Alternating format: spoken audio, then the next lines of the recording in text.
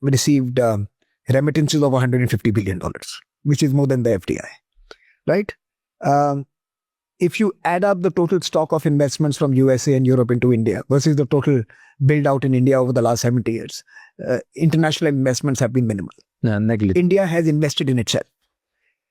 If you look at sectors specifically, let's look at climate, right? We talk about green sectors. We talk about green energy, solar energy, one of the big success stories in the last 10 years. 85% of climate finance has never left its home. International climate finance does not come to distant geographies. India's climate revolution, the green revolution, is happening on India's own accords, right? Our surpluses, our reserves, our investable capital is investing in India's green future. Of course, it is catalyzed, sustained, supported by international investments. So international investments are the cherry on the cake. The cake is domestic.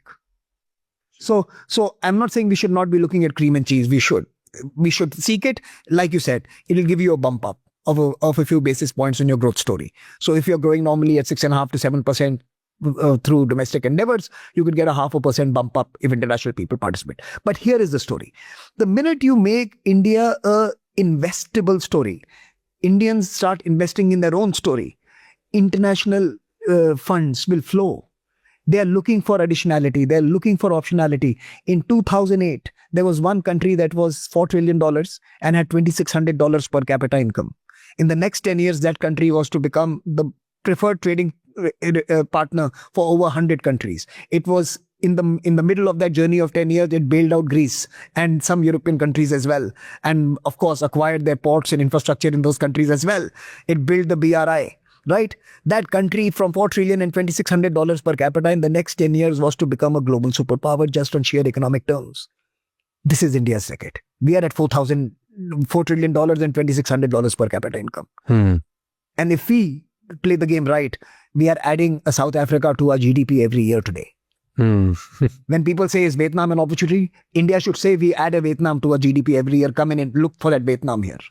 That is our story. But for that to be sellable, India must invest in itself. I think our big challenge is to get our private sector to invest in the India story. Most of the big investment that are happening are on infrastructure through, public funds. We need to get private funds, private capital coming in. We need, we need the animal spirit of 100 Ambanis and Adanis investing into the country.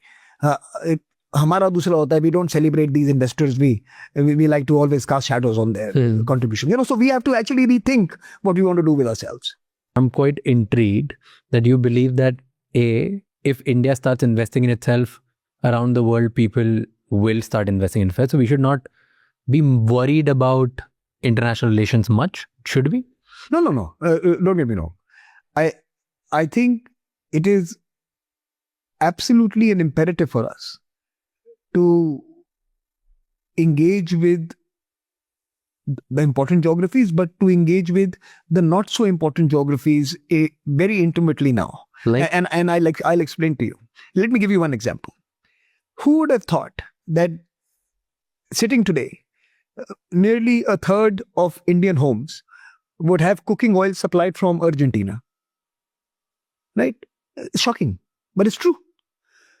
Now, imagine that same country who's supplying our cooking oil to us on the one end of the spectrum is also going to be a country that is going to be catering to our lithium needs for our EV transformations. Because Kabil, one of the Indian public sector undertakings, has exploration licenses for lithium mines in Argentina. I think one of the MOUs is already signed. A couple of others are being signed. And India is going to be acquiring significant acreage overseas to bring lithium or lithium-derived products back home. So I think it's now certainly, who would have thought that Argentina should be a priority country for India's foreign policy? Now, guess what? From your food to your energy, that country is going to be defining it. And you cannot ignore these countries. You can't ignore Latin America because, when 17% of humanity is seeking all sorts of inputs, from food to energy to resources to cultural inputs and products, you have to engage with all the world. It's not just the US or the other. Again, let's go back to the China story. Preferred trading partner for 100+ countries in the first decade of its transformation. China was not focusing just on the US. Its BRI was a project to link the I always joke and tell people, Indo-Pacific की बातें US करता है. US talks about the Indo-Pacific. China has actually built it. China was the architect of the Indo-Pacific. It is the single biggest beneficiary of the Indo-Pacific. It is the most important actor in the Indo-Pacific. The rest only talk about it. Chinese invest in it.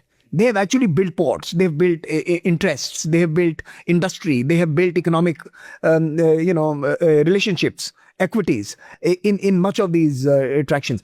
Not only the Indo-Pacific, they've also, Russia used to talk about Eurasia, right? Chinese have actually made it happen. There are trains that stop in Vienna from China. In the previous century, if you had 1,000 Chinese getting off a train station in Vienna, it would be called an invasion.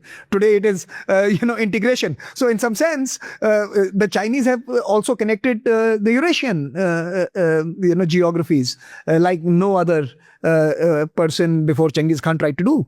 Since Genghis Khan has tried to do. So, in some sense, look, they are connecting the waters, they are connecting the lands, and they have understood that the responsibility for globalization of tomorrow is no longer Western. It is Eastern. And China is bearing the burden of that globalization by not only engaging, but also investing. India has to not only engage and explore, but also invest and commit. And I think that is the India story over the next 10 years. How much can we commit to the world which is far away? Because that world will shape everything near and close to us.